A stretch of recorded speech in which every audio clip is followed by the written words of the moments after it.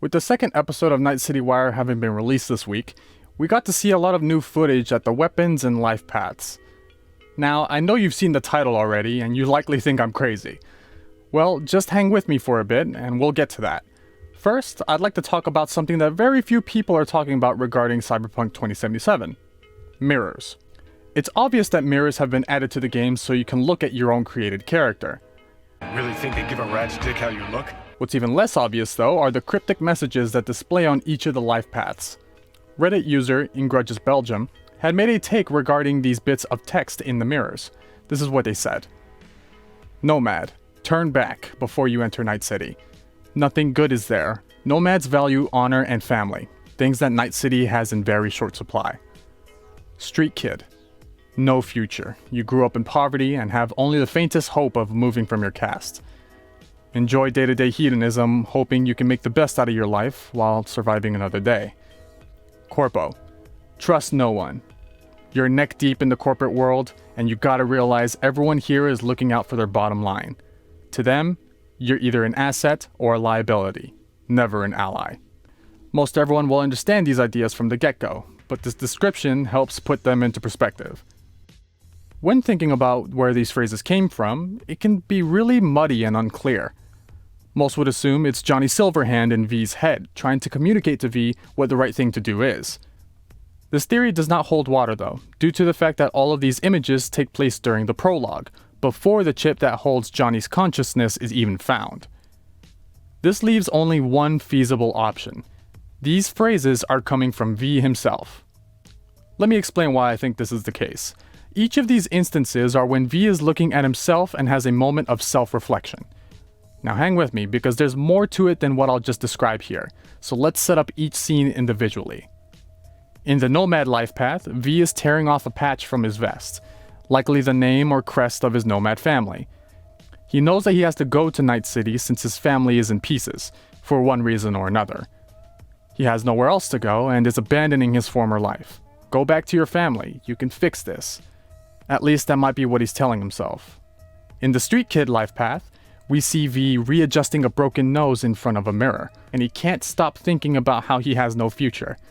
He's just getting beat down relentlessly and is just dealing with it. In his mind, he's hopeless, which would explain why he takes the job from Padre. It's the only shot he has. In the Corpo life path, V is throwing up in a sink. It is clear with the voice clips that have been provided that V is in deep water. The world's going to tear us apart when the word gets around. And he's getting even more desperate than Meredith Stout did in the 48-minute demo. The stress is getting to him. He knows in his struggle that he cannot trust anyone. He could be thinking in his head that someone has sabotaged him in some way. This can define his motive for taking his next job, since he's desperate and needs to take a risk. But he has to do it himself. This is what I see as happening just with the clips that have been provided and the phrases on each of the mirrors. Because of this, I believe we will be seeing V's thoughts whenever he encounters a mirror and does some self-reflection.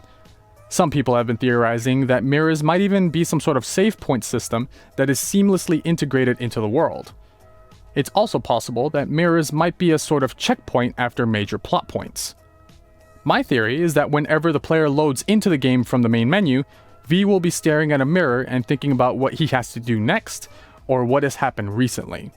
I think it would be a great way to get the player back to speed if they have spent a long time away from the game without just providing a quest log like in most other games. So at that point, we can theorize all day as to what the mirrors might do or what the phrases mean. But episode 2 of the Night City Wire gave me confirmation for a theory that I've had for months.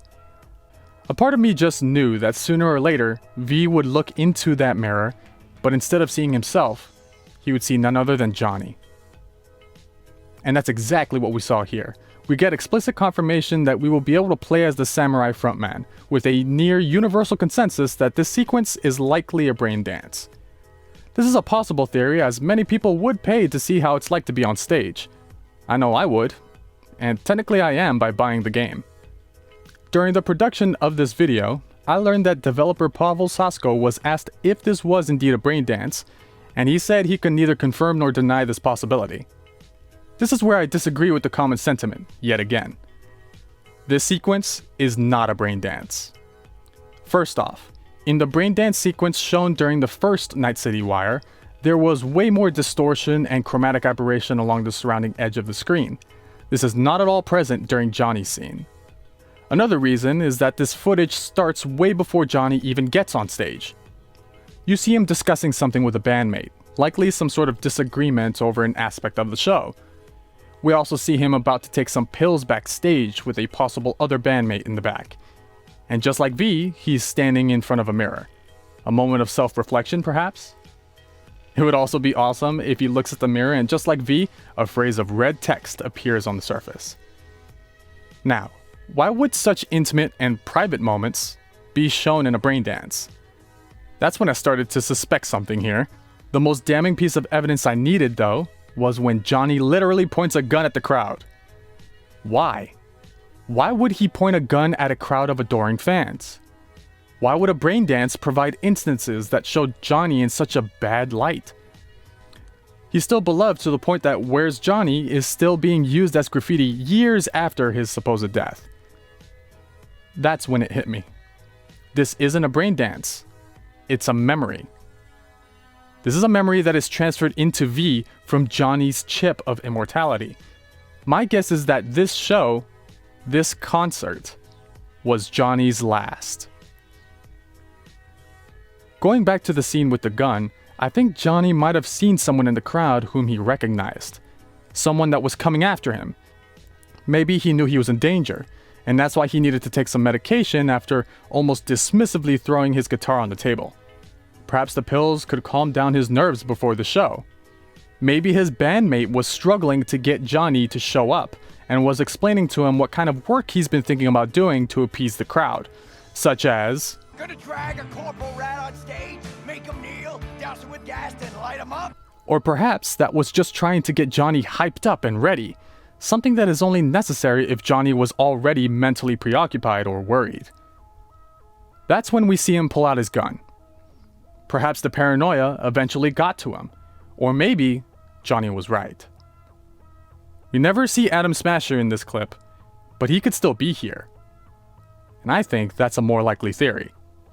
This might be why the devs at CDPR have been insistent on there being practically no cutscenes in third person.